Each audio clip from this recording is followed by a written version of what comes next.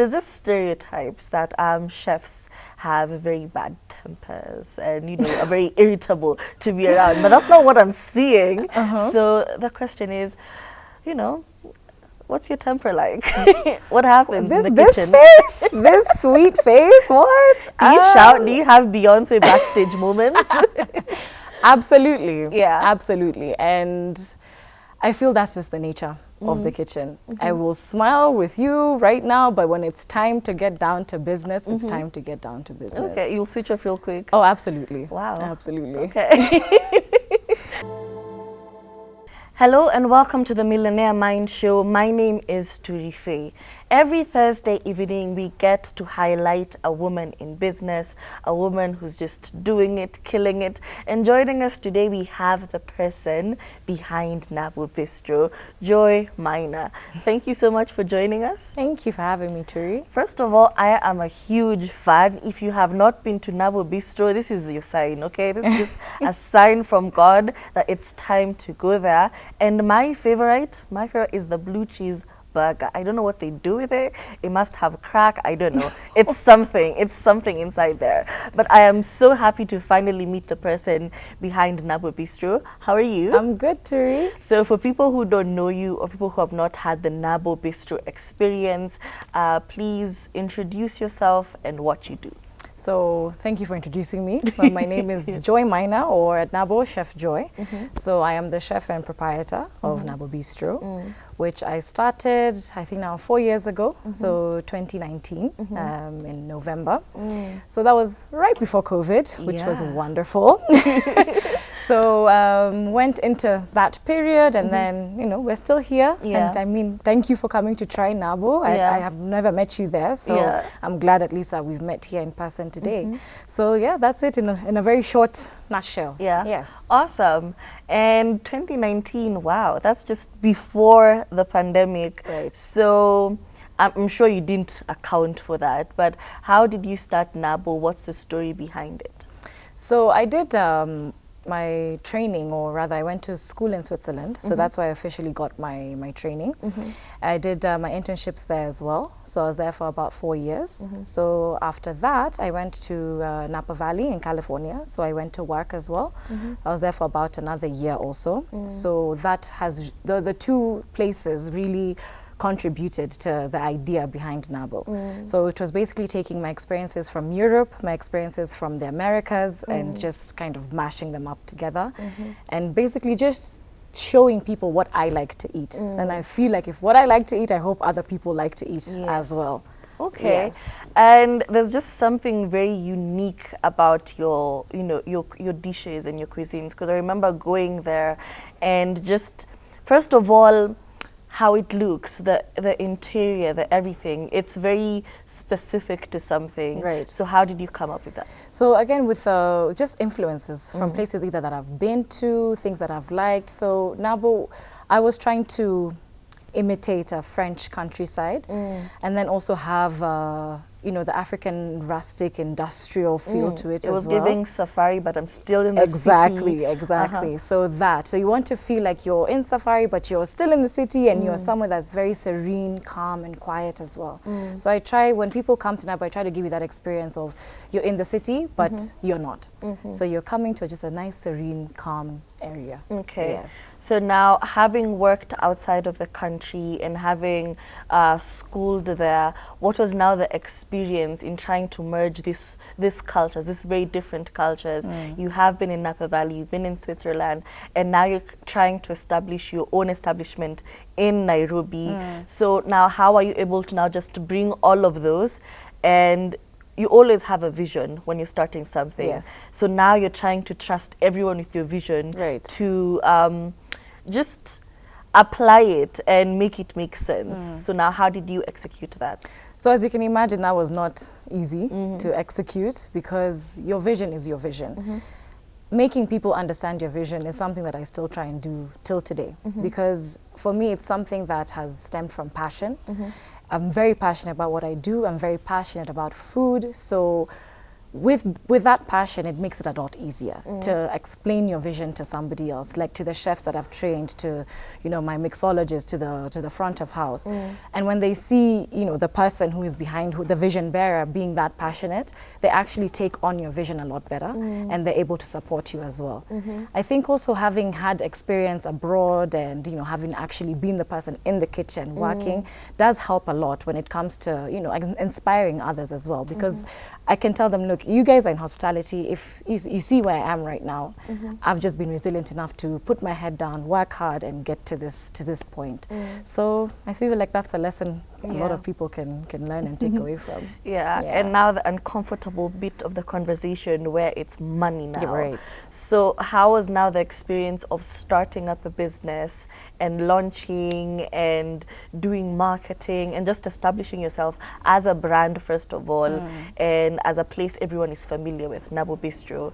So now how was the financial journey, basically? So the financial journey was an interesting one, to say the least. So for me, I was blessed enough to at least have a very supportive family who were able to come and step in and help me financially where I needed that help.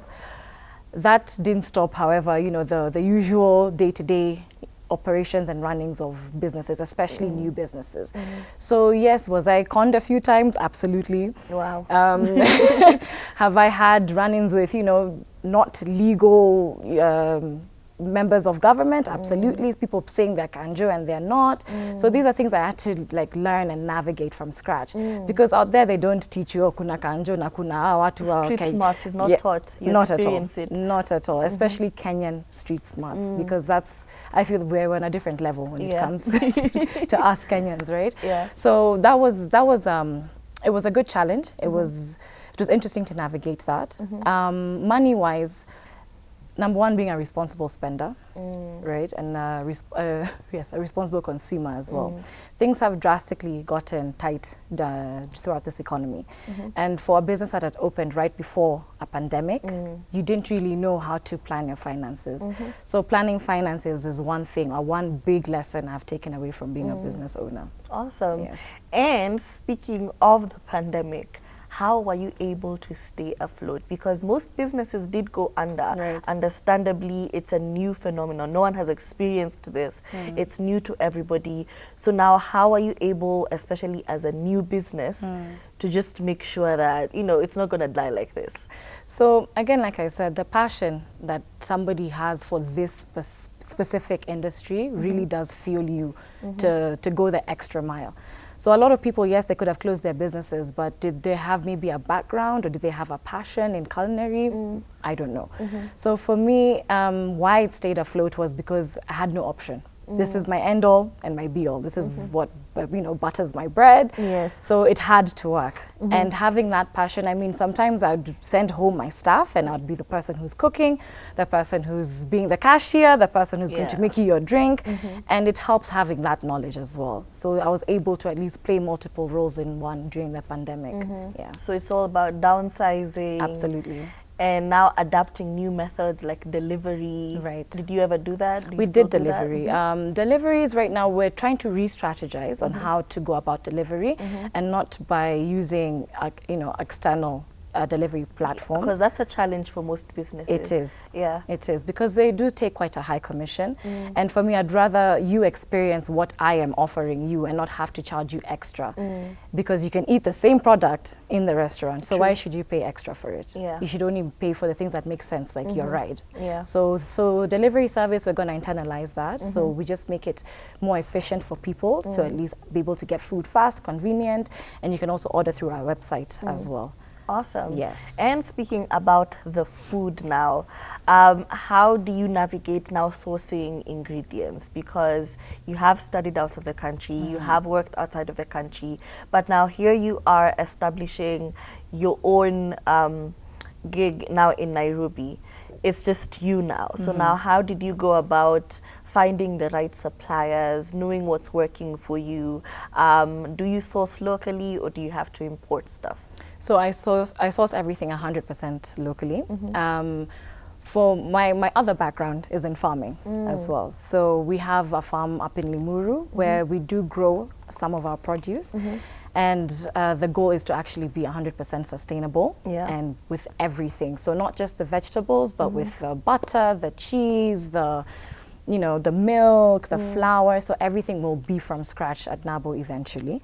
But when it came now to sourcing, I source, number one, who I know is a reputable, supplier. Of course, you have to look at the competitive prices as well. But what I love about Kenya is that things, especially vegetables, are so easily available and so readily found. So when it comes to sourcing ingredients like that, that's usually not a problem. Yes. Okay. 2019 to date is not an easy feat. It takes a bit of resilience for you to just be afloat the whole time and to actually be thriving at the same time. So now, what would you say are the challenges you've faced in this journey so far, and how have you overcome them? Where do I start? So there have been several, a lot of challenges, and I think the one challenge and the one thing that for any business to succeed is the money side of things. When an economy doesn't have enough money running through it, it makes a lot of things hard to operate. So learning how to navigate, learning how to, be tight where you need to be tight, cut back where you need to cut back. These are the things I'm still learning how to navigate till today. So, when you have a whole menu of maybe 20 to 30 items, right, it's not possible during an economy like this to have everything available, especially if some things will be fast movers, some things will be slow movers. So financially, it doesn't make sense to even have your slow movers as part of your menu. So in a thing like this, you'd have to either remove the item from your menu or just maybe allocate, okay, we have 5 of this and we're going to sell 5 today and that's it. When it's done, it's done. That sort of business model. So there's a lot of things that you can even try and apply. I cannot sit here and say there's only one way and this is the way you should do it when it comes to running a restaurant. No. So these lessons, we learn them every day, even weekly, every month. We learn every day, and every day we grow from the even from the mistakes that we make. Every day is a learning season. Every day. So now, what would you say has been your experience specifically as a woman in business? How has that been? Has it been challenging? Has it been empowering? How personally, how would you describe it? Wow. For me, it's been a very humbling experience. So as a young female also, because I feel that makes a difference as well. Kenyans tend to look at, is this a young girl, ama she's she knows what she's talking about. Are you actually serious, or are you going to be bored tomorrow? Exactly. So having to always, prove that, yes, I'm capable, I can do it. Even though I'm female, I can still do it. Yes, I'm 29, but I can still do it. That has been very humbling for me. Because out there, it's, if you can cook well, you're the one who's going to get the job. If you can, you interview well, you're the one who's going to get the job. But here, you really have to go the extra mile as a female to prove that you can actually do it. Because some people, especially as a chef, some people will look at you and be like, but maybe the guys who cook a bit better. No, females, we can do it as well. And I feel like there should be a lot more female chefs out there. Okay, call to you, the audience. If you're sitting at home and you can really cook, stop just doing it on Instagram. Okay, make some money out of it. Absolutely. And speaking of a trending topic that's been going around right now is, first of all, do you just cook in the restaurant, or have you done like outside catering, or do you do events? And we have had a few events recently. Do you do that? So that's something that's also in the works. I definitely want to be as a food vendor. So be it, I feel like this past weekend was Oktoberfest. There was also the marathon. So I really want to be out there when it comes to outside catering. People have asked me enough about it, so I have listened, I have heard you. I will be there. Don't worry, you will get Nabble on the go. Okay, for sure. But that also comes with its own set of challenges, because the trending topic has been right now about how agencies are now controlling, who gets the hot spots in the events.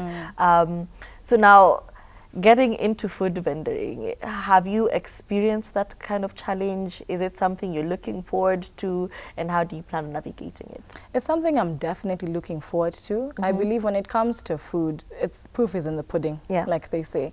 So if your product is good, I don't think that vendors should have a reason to keep you out. And for me, I'm all about sharing. I want to share, you know, what I think people will like, and I want to, you know, share what my personality with people by food. You know, I want to spread the love through food. So yeah, allow me to spread the love. And speaking of spreading the love, what is your favorite dish on your menu?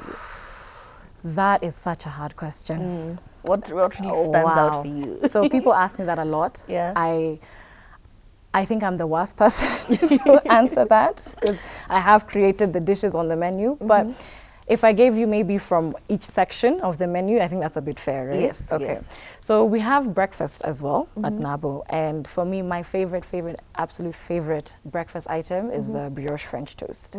So you have to come and try that. Okay. And it's just not your kawaida French toast. So we stuff it with caramel and mascarpone.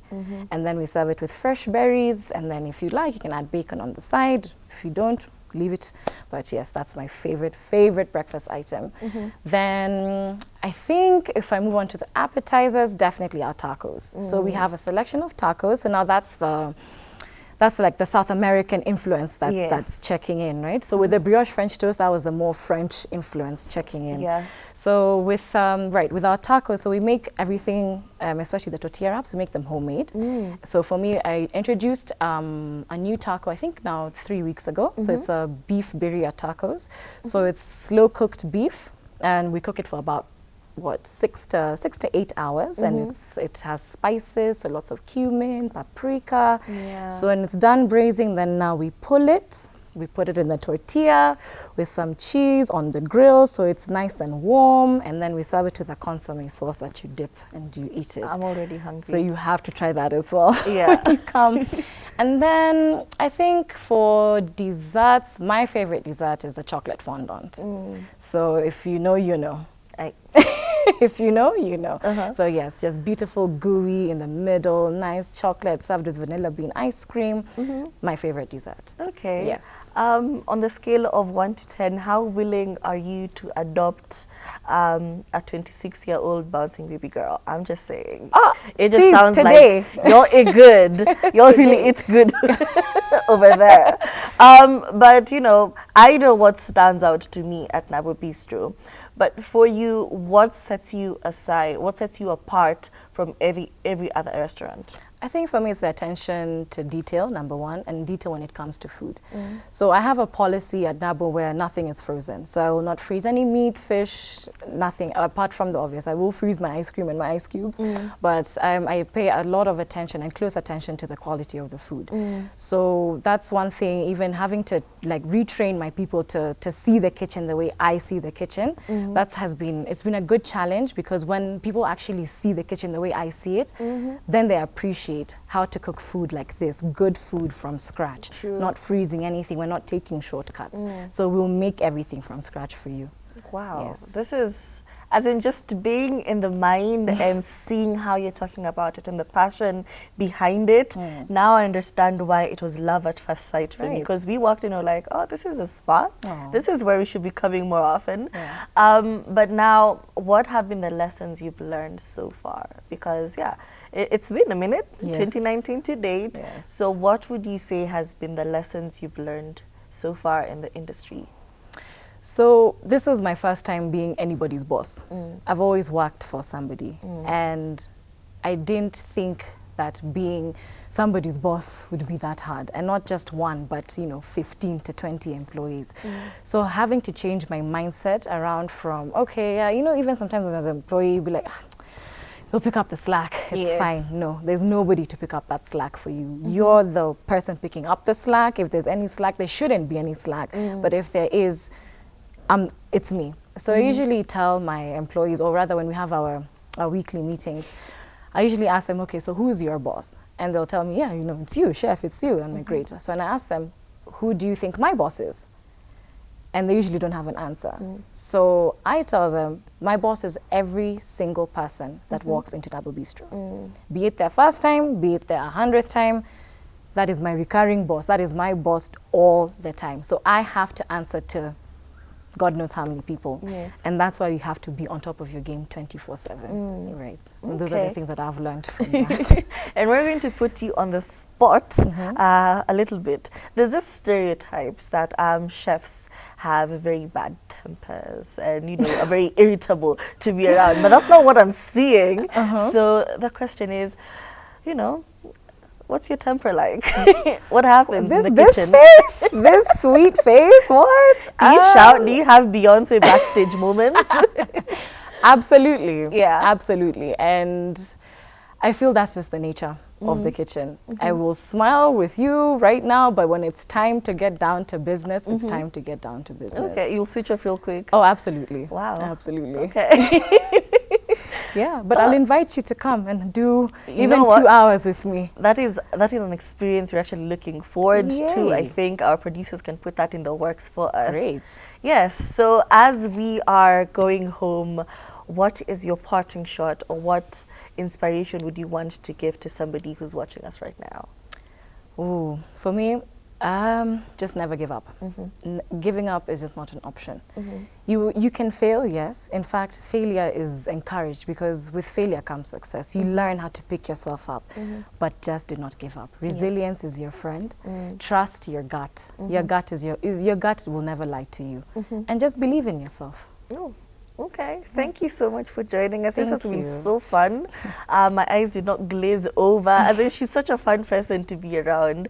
Very quickly, can you tell us where to find you, your socials, your physical location, and everything? Sure. So Nabble Bistro is located in Lavington. So that's 1297 Olengroni. So you can find us on Facebook, Instagram, LinkedIn, Linktree, and in a few months, YouTube also, because I'm going to be starting my YouTube channel called Chef Joy at Home. And we also have and we also have our website, www.nabblebistro.com, that you can find us on. Awesome. Thank you so much, Thank Joy, you. for joining us. This has been so fun. I hope you learned something from it. As always, if you want to contribute to the conversation, the number is 0770-729-366. It gets me from time to time. Anyway, I hope you guys had fun. Have a good night. Goodbye.